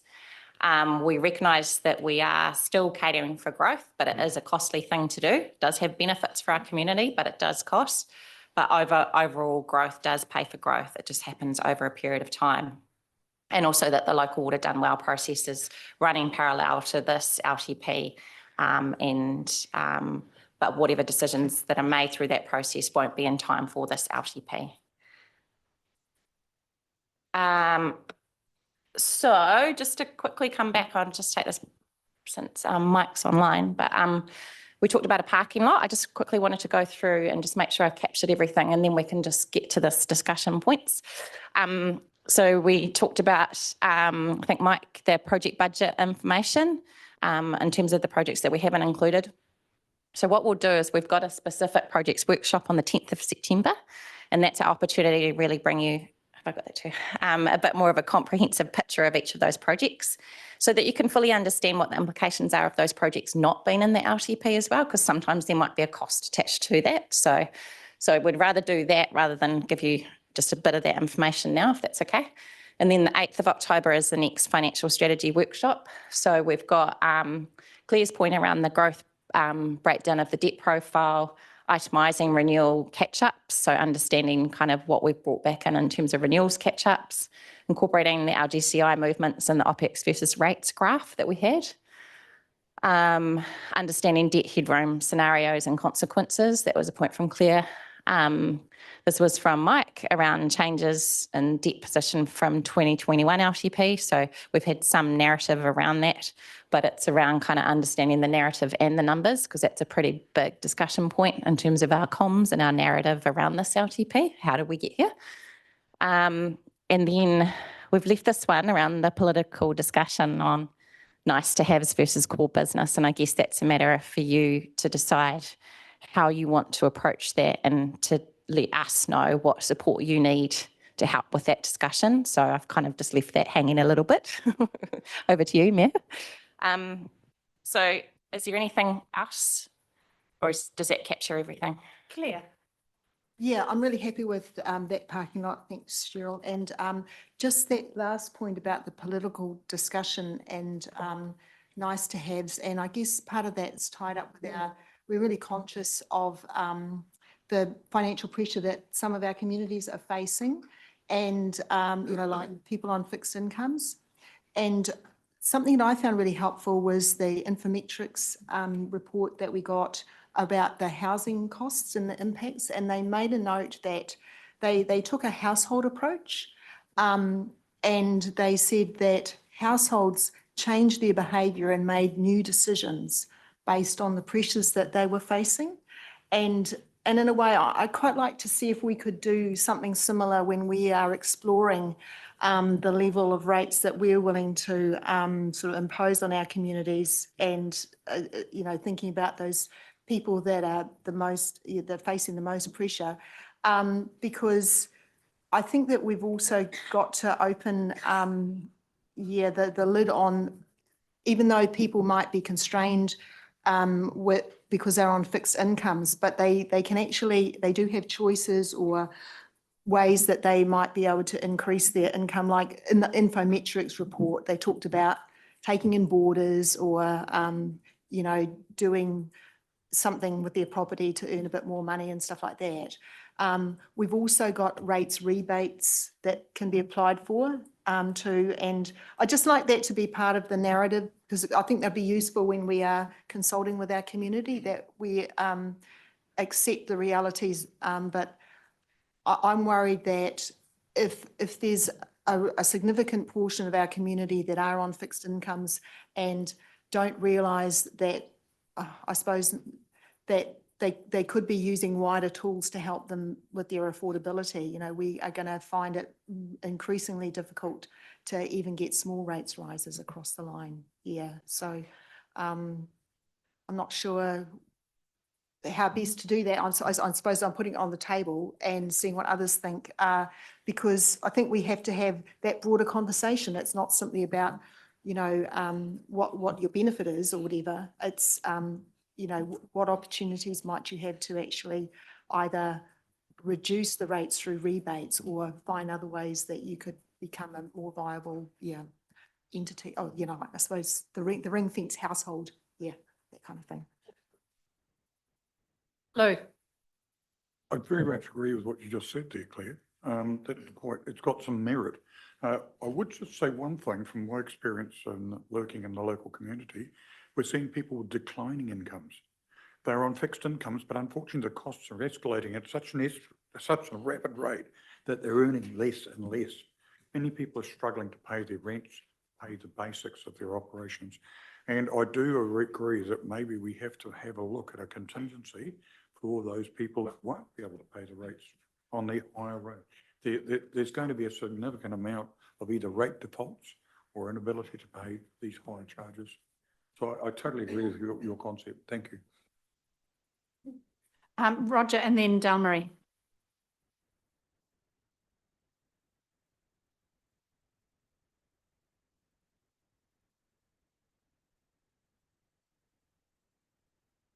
And LGFA,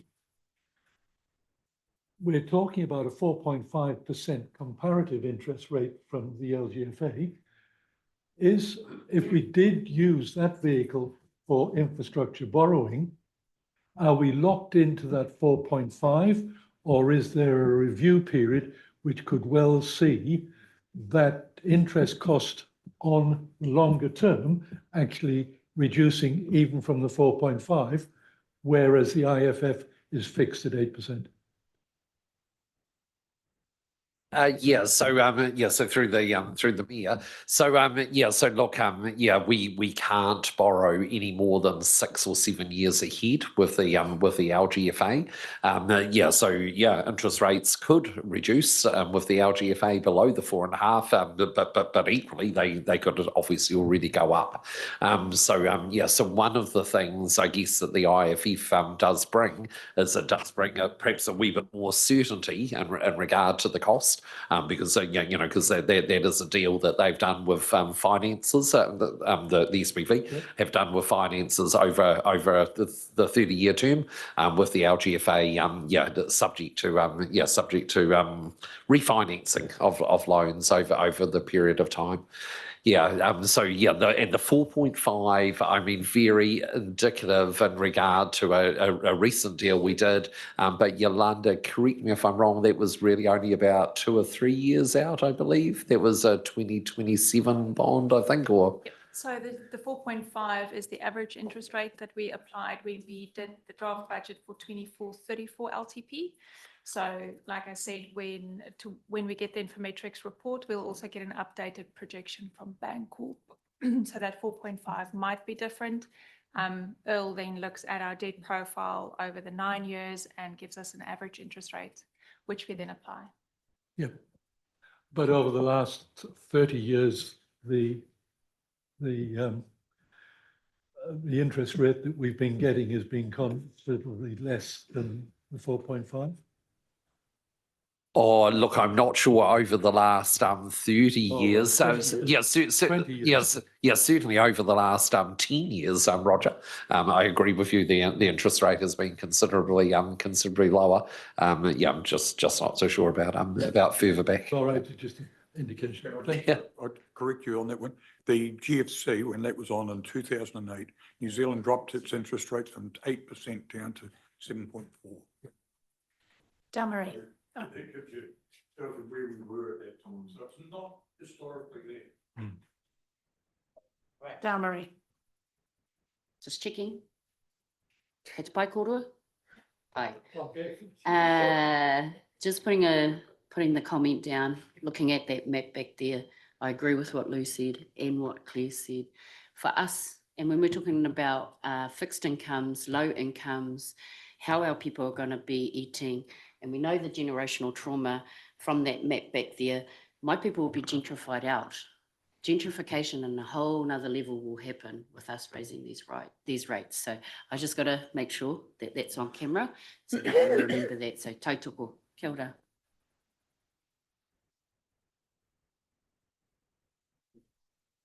Cheryl, yeah. I'm just thinking with that discussion, would it be helpful if we came back around what our current tools that we have available around rates for emission and things like that as part of the next kind of picture, just so you can understand what is there and how that works? Okay, cool. Liz. Look, I appreciate, there's a couple of small levers, but I think when you're looking at double digits and the 2 years in a row plus the third one, those small things aren't going to probably help all that much. We need to focus on potentially bigger opportunities, in front of us, I think. Claire. Yeah, like, I was wondering whether or not you could talk to some councils who've sort of been earlier in this journey and see what we, like I was thinking of Tairāwhiti or something, especially with the Cyclone Gabrielle impacts. They may well have worked out a community-based approach that's been helpful or something. Yeah. I don't know for sure, but it might be good to just get the feelers out and see what's happening.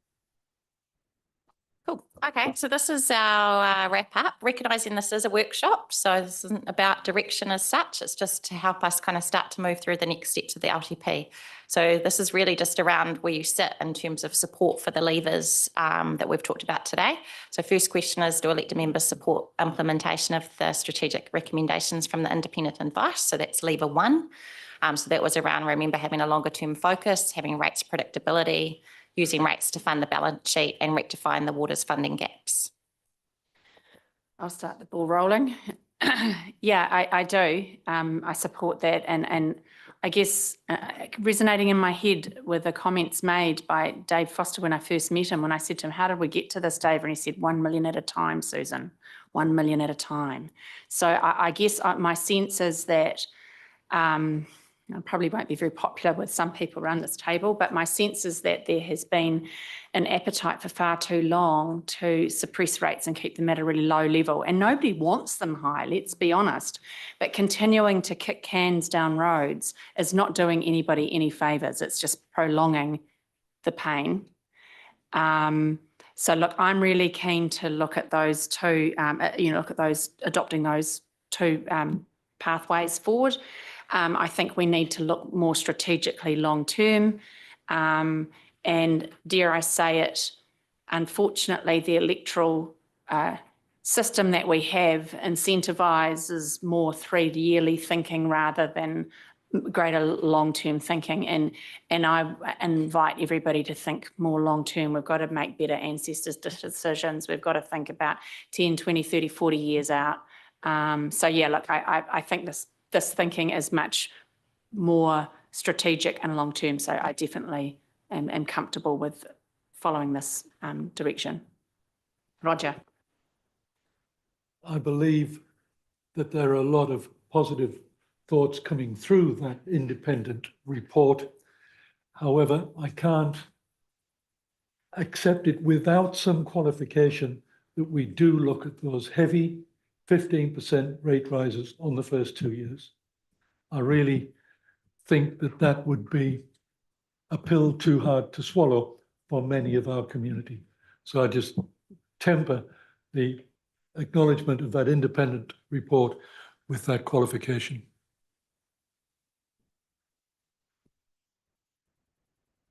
Any other comments anybody wishes to make in respect or steer given to these fine people? Claire. Yeah, so I have my reservations, but I think I'm happy to commit to the conversation and exploring it further and getting down into more specifics and understanding, like I'm comfortable with getting more detail on it, understanding how it would work, but also alongside that, the community, I suppose, conversation, preparing for that and what might make it easier to manage those impacts. Yeah. Anybody else has wished to share their thinking? At this point, anybody saying no, let's not do this? Liz.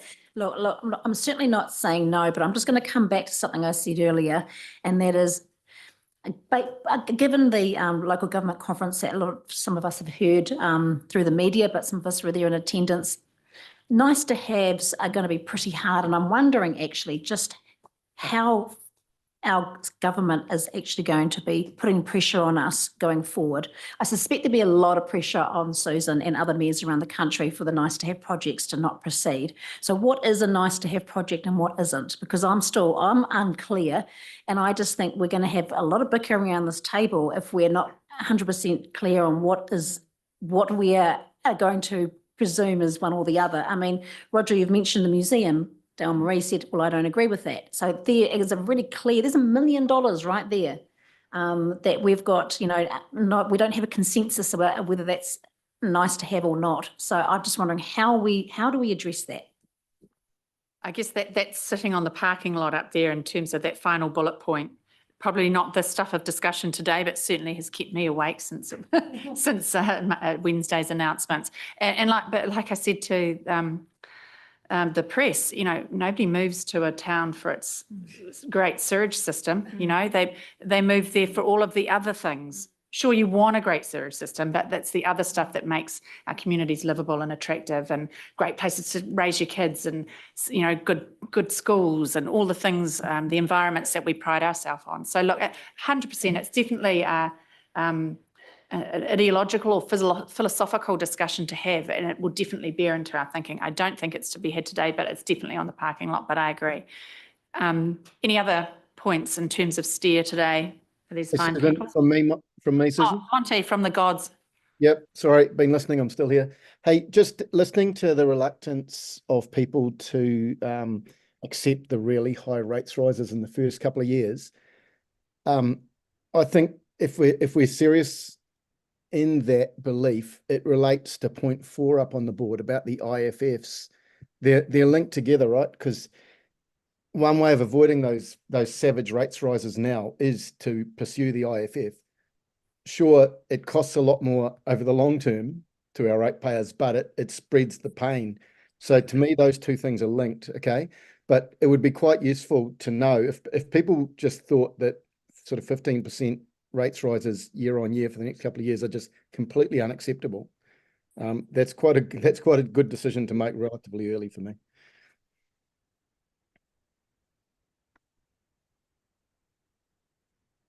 Did you want to? Monty's just said it, it's how you use the tools. Yeah. Given what your imperative is that you're trying to drive. Yeah.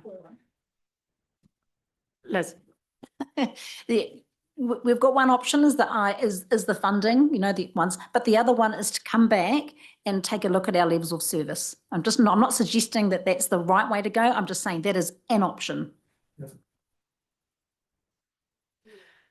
Well, we kind of we have to be fair to staff. We have been down a path where we've confirmed our levels of service and wasn't really an appetite to budge from that. It was a year ago. Was it that far long ago? Yeah. Kim? Yeah. So through the mayor, it would have been because if you recall, that was in relation to shaping up a 2024 LTP. Yeah. Although I think we did just very recently do another really quick check-in, but the more comprehensive one would have been a year ago. Mike and then Lou. Yeah, look, the Prime Minister, he used very few words in his 10 minutes. So this is what the basics meant to him. Water infrastructure, stuff under the ground, roading and footpaths, and potholes. And potholes was brought up by every minister, funnily enough. I wouldn't have thought it was a great expense. That's what they see, or he sees, as core infrastructure. So when the time comes, that's what I'll be looking for firstly, when I look at the infrastructure, and I'll be asking for reports on, where are we at in terms of that? Walking down your roads, what do they look like? I look at Cambridge, I'm not happy, and I've stated it, just around the roading, what the roads look like.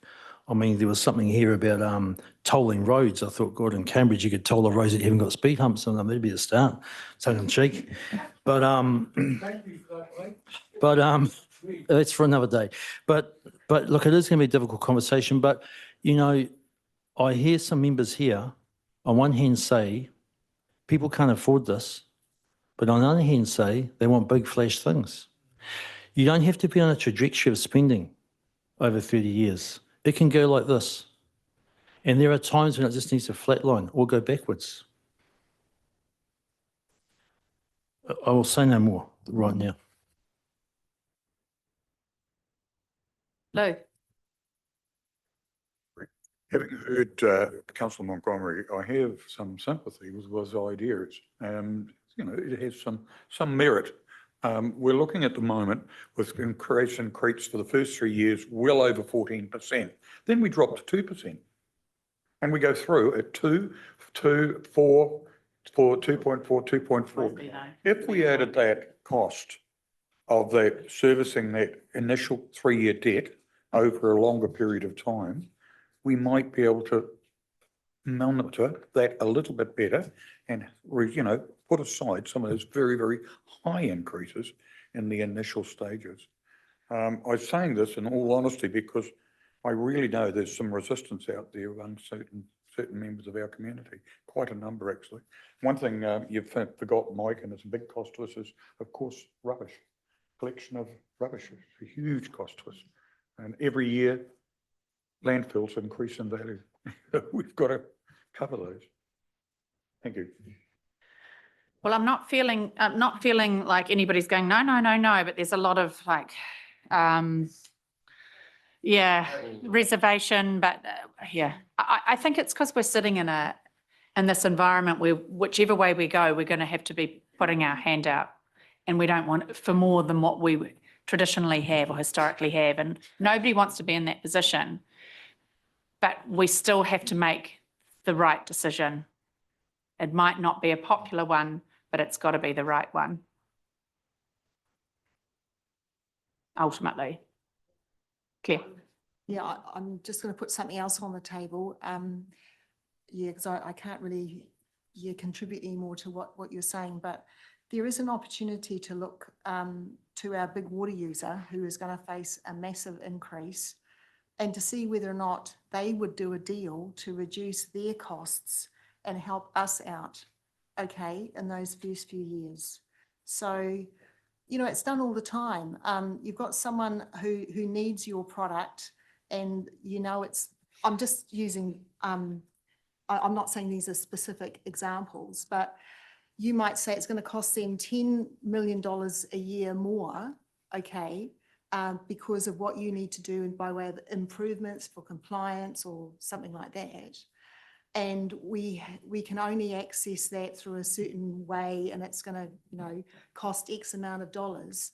Whereas they might have the funds to lend or to do that work on our behalf. And in a way, they would get a lower return, they would get a return on it that might be lower than, say, the interest rate that they would get, but it would be a better deal for us as well. It would be it'd be a win for them because they wouldn't have to pay the interest, the maximum of the increased charges, and we would win because it wouldn't have to be on our balance sheet. Yeah. Ben, have you got something to I say don't to wanna name any that before we names. wind this up?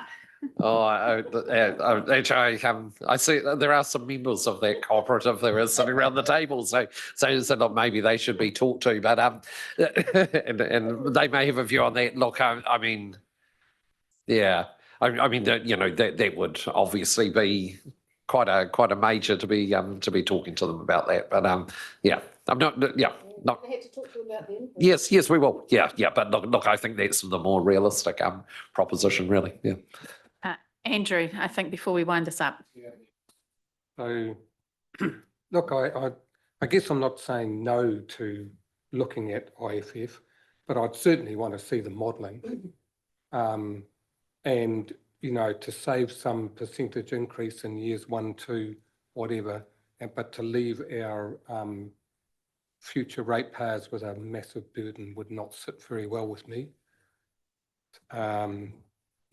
In terms of, do I agree to going ahead? Yeah, absolutely.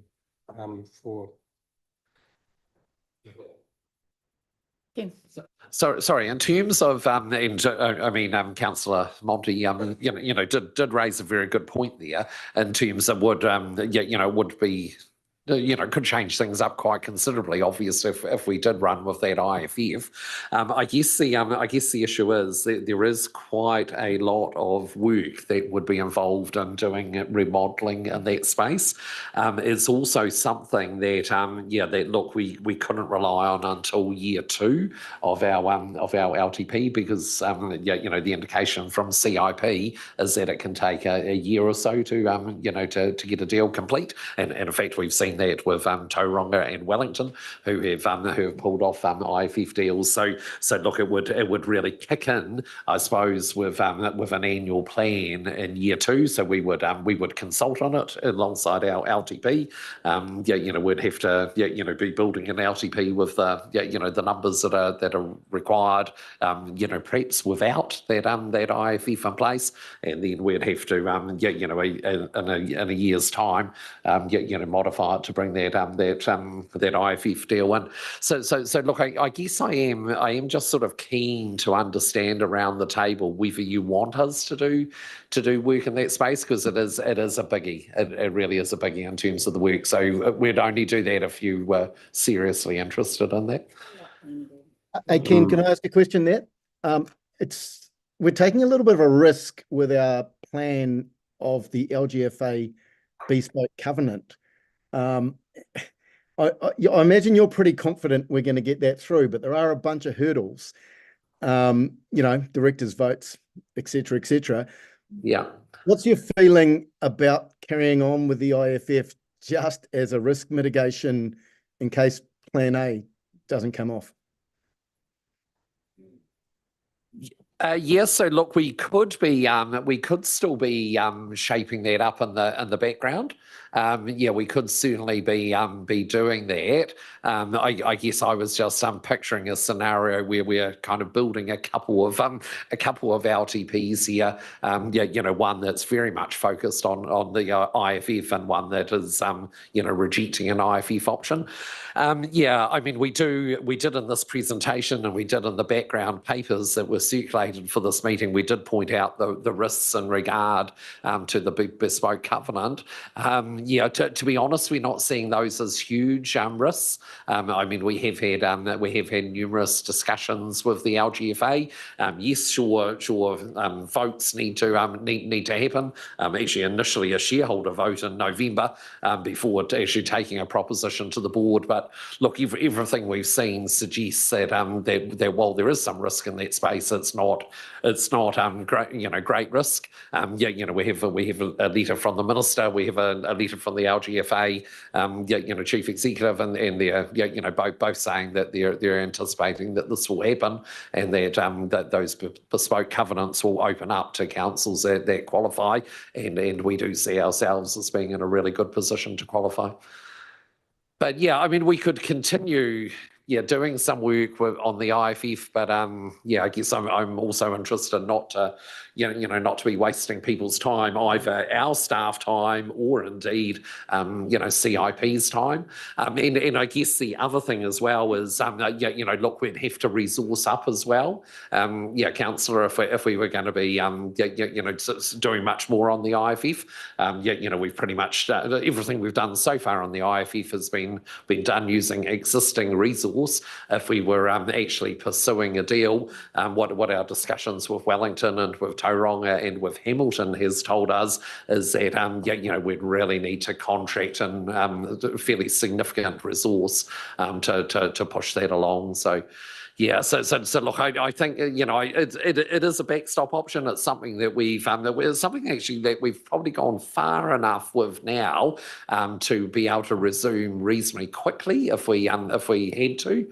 But look, I'm sort of struggling with going much further with it now because we will be incurring quite a bit of cost and using a lot of people's time both within and outside the organisation.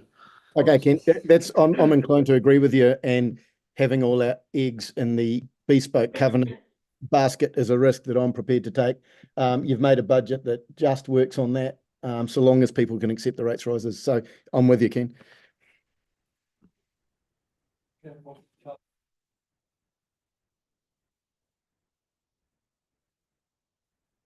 Yeah, I can certainly talk through that. Actually, I think, Councillor, it's in the background paper.